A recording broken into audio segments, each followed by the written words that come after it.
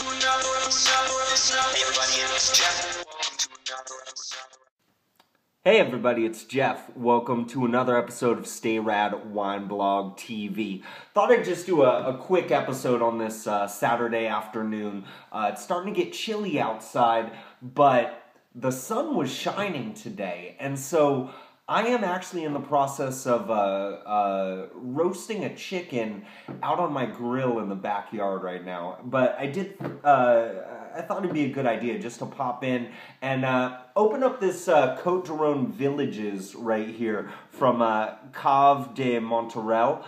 This is a 2010, and you know, after reading what the Wine Spectator had to say in their latest issue about Rhones in general for the 2010 vintage, both Northern and Southern Rhones, I believe they gave that vintage a 98, just saying that this is classic. This is probably as good as it gets.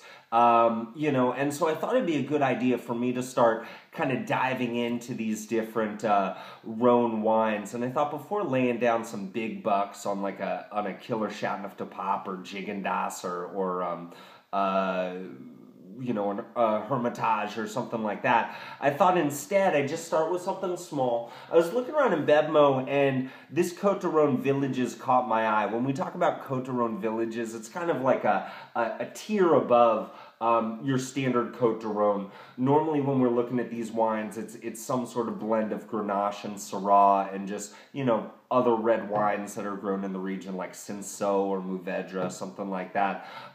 This Côte de Rhônes Villages, this is from the Southern Rhone, so I'm going to assume, I didn't get a whole lot of information. The only thing I could really find online is that Wilfred Wong gave it a 92. So, you know, that's the kind of wine that we're dealing with.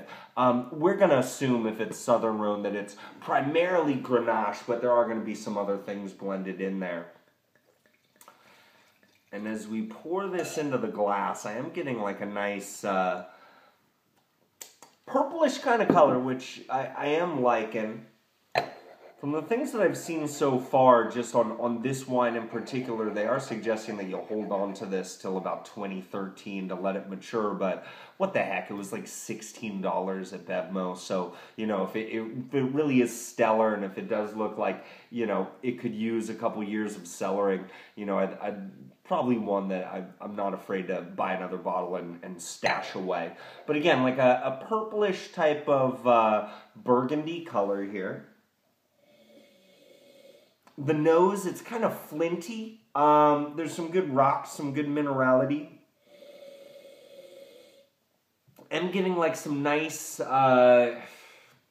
it's red fruit, but it seems like it's like dark, juicy red fruit. So I think like, you know, really, really ripe raspberries, really, really ripe cherries, and a little bit of cranberry, a little bit of like some grapefruit in there. I mean, so on the nose, definitely interesting.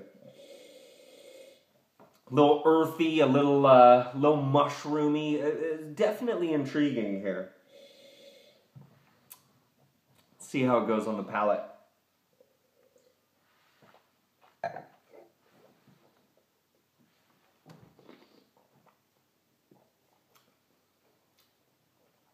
Well, just, you know, nice, bright, long acidity. There is some really good structure that says that, you know, along with the acidity, there's some nice, tight, fine, powdery tannins to this. So this is something that you could definitely stash away for a couple of years, and I'm guessing in like about 5 years it's going to be killer. But right now, I mean, we are looking at a really nice wine.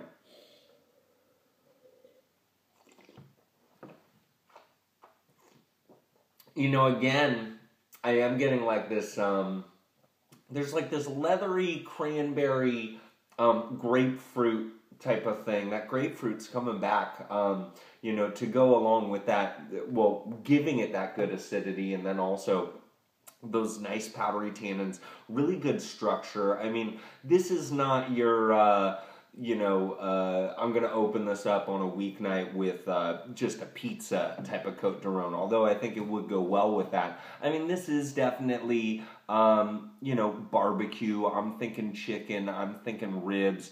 I'm thinking maybe like if you wanted to bring like a cut above what you would normally bring as far as wine for a tailgate party. I think this is definitely it's a nice one here, and I'm not going as high as 92. I am going to say this is a 90 plus, 91. I mean, just a solid quality wine.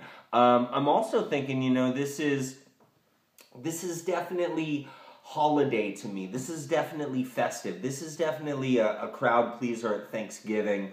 Something that you could bring to Christmas. I think something that you could share with friends. I mean, this is definitely a cold weather, just really nice wine. Alcohol's not too high. We're looking at a 13.5 right here. So it's not like a super hot, over the top type of Southern Rhone. This has some structure and some balance, and I really am a fan of this. I am excited to see what else the Rhone Valley has to offer me from this 2010 vintage. If this is any indication of what other things are going to be like, I think we are all in for a fantastic ride.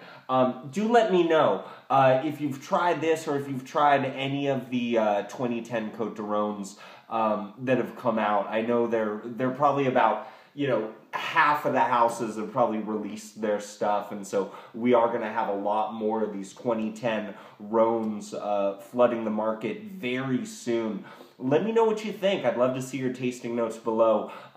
Leave a comment, like me on Facebook, like Stay Rad on Facebook, subscribe, whatever you want to do. Just keep staying rad.